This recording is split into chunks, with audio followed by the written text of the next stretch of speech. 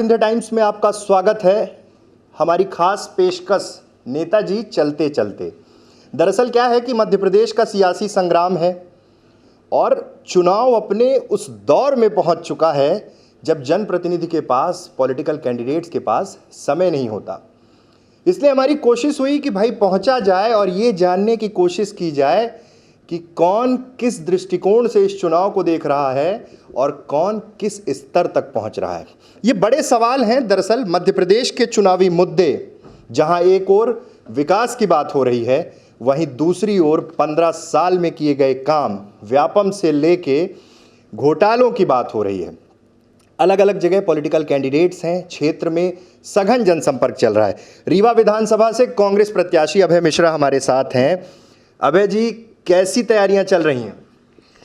Bharatiya Janata party का एक तरफ विकास का शगुफा और कलाकारी की रणनीति है, तो दूसरी तरफ रीवा के खुददारी और रीवा को एक काकस से मुक्ति कराने का जनता का संघर्ष। मुद्दे बहुत सारे हैं रीवा को लेकर, लगातार आप एक आक्रामक उसमें आ गए थे, समदड़िया की बात हुई, बहुत सारी बातें हुई। इसके इतर कौन से ऐसे मुद्दे हैं जिनको लेके आप जनता के बीच में जा रहे हैं? हमारा रीवा भेज दिया हमारे राजेंद्र शुक्ला जी ने समदड़िया को, ये तो एक अलग बड़ा मुद्दा है ही। सबसे बड़ा मुद्दा है यहाँ पर युवाओं की बेरोजगारी का, महिलाओं की सुरक्षा का, रीवा में नया कॉलेज या नया डेवलपमेंट नाम की किसी चीज़ का। 15 साल में जो पार्षदों के किए गए काम हैं उसे में मंत्री जी फीता काट रहे हैं। और जो उद्योग मंत्री और सिगरौली के 15 वर्ष प्रभारी मंत्री होने के बावजूद भी रीवा के किसी 5 व्यक्ति को रोजगार नहीं दिया। उनकी अनुपलब्धता, उन्होंने रीवा की जनता जनार्दन को कीड़े मकोड़े जैसे समझा।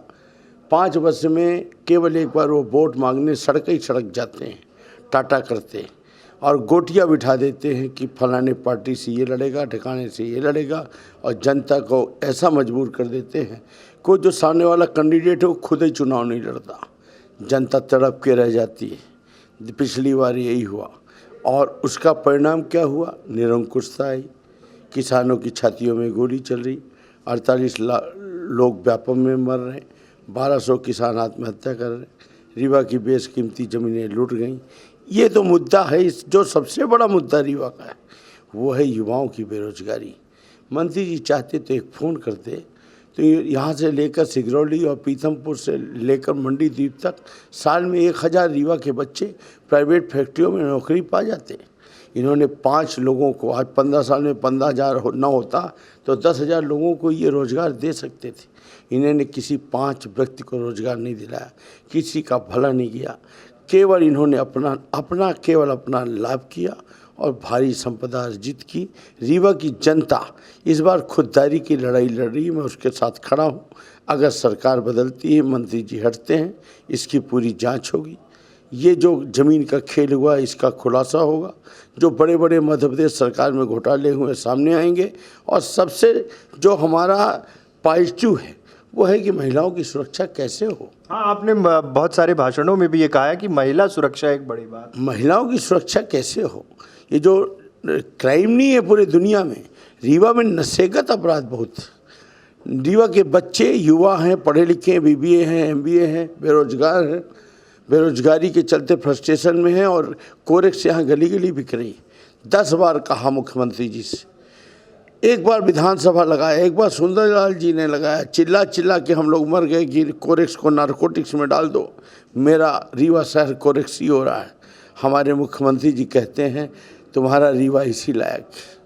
ये सोच है इन लोगों की। और रीवा में अगर नारकोटिक्स में डाले होते तो आज कोरेक्स ही रीवा नहीं होता। आज 70% हमारे युवा बच्चे कोरेक्स और नशे की चपेट में हैं। राजेंद्र शुक्ला का ये गिफ्ट रहा 15 साल का रीवा को। हमें वापस जीरो में जाकर फिर से इससे निकलना होगा। रोजगार के अवसर हमारी सरकार आएगी तो पैदा करना होगा। मैं विधायक बना तो यहाँ की फैक्ट्रियों में, सोलर प्लांट में, सीमेंट प्लांटों में मुझे इस बात की व्यवस्था बनानी होगी कि अगर रीवा में फैक्ट्री चलेगी तो रीवा के स्थानीय लोगों को रोजगार मिलेगा। ठीक है, रोजगार एक बड़ा मुद्दा है। एक चीज़ बताइए, जब भी बीजेपी अभी जैसे इलेक्शन का टाइम आया और भाजपा ने आरोपों की झड़ी लगाई, 2003 के पहले के शासनकाल को याद दिला रहे हैं कि आप वो समय याद करिए, दिग्विजय सिंह की सरकार थी, बिजली नहीं मिलती थी, सड़कों की हालत देखिए। ये देखिए वो जो चीज़ें थी 2003 के पहले की, वही वो चीज़ें हैं। इस बार वो फिर उसको क्लॉट कर रहे हैं। कांग्रेस कैसे, और आप कांग्रेस पार्टी से हैं, कैसे आश्वस्त करेंगे कि हम इनसे बेहतर विकल्प बनकर सामने आएंगे? चलिए, जनता ने 2003 में कांग्रेस को नकार दिया, उम्मीद बांधी। जीवन उम्मीद ही तो है, उम्मीद ही न है। इसी उम्मीद के चलते भाजपा को लाए। भाजपा उम्मीद में खरी साबित नहीं हुई। हम जिंदगी भर एक ही रोटी नहीं खाएंगे। 15 साल से हम एक ही रोटी खा रहे हैं। एक तरफ पूरी जल गई है, मुट्ठी भर लोग माला माल हो गए हैं, और दूसरी तरफ पूरी रोटी कच्ची पड़ी है। लोग भूख भूख और घर मकान रोजगार के नाम पर चिल्ला रहे हैं। लोकतंत्र तभी मजबूत है, पब्लिक का फायदा तभी है जब हर 5 वर्ष में रोटी पलटती रहे।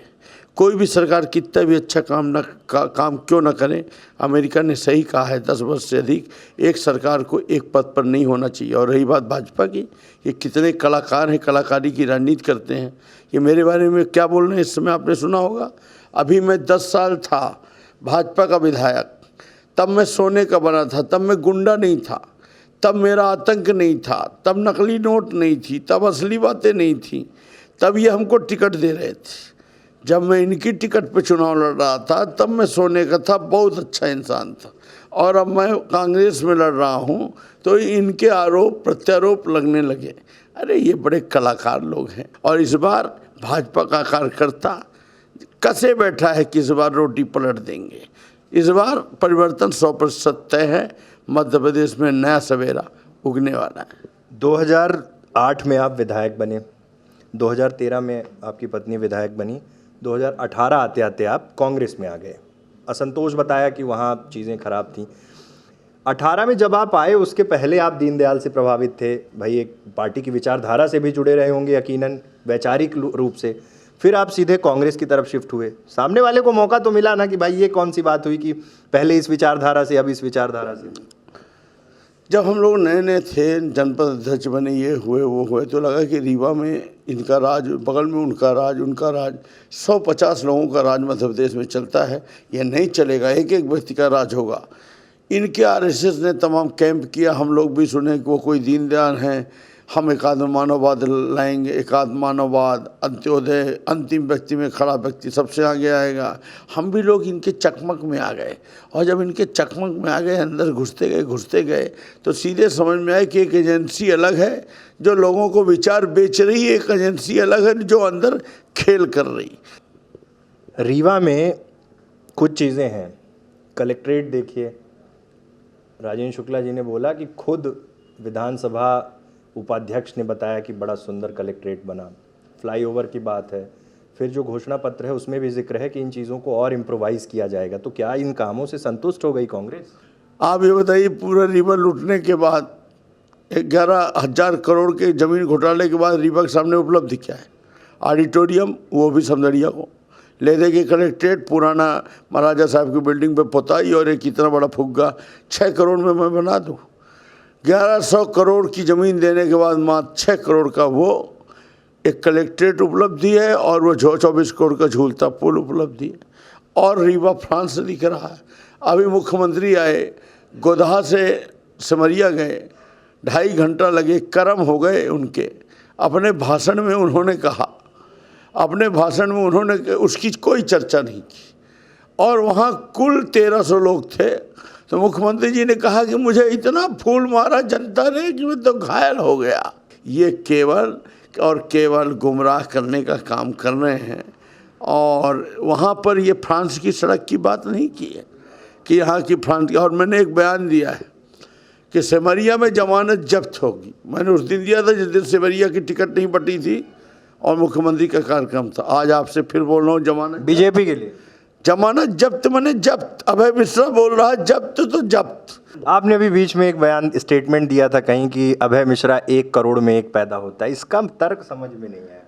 जीवन, जिजीविसा, लड़ना, इस तरह का संघर्ष करना, अंदर से इतना साहस और हिम्मत, और जीरो से अर्श से फर्श की लड़ाई, अपनी बिछाई चादर पर सोना, खुद मजदूरी करके खड़ा होकर यहाँ तक पहुँचना, ये 1 करोड़ में एक अहम हिस्सा पैदा होता है।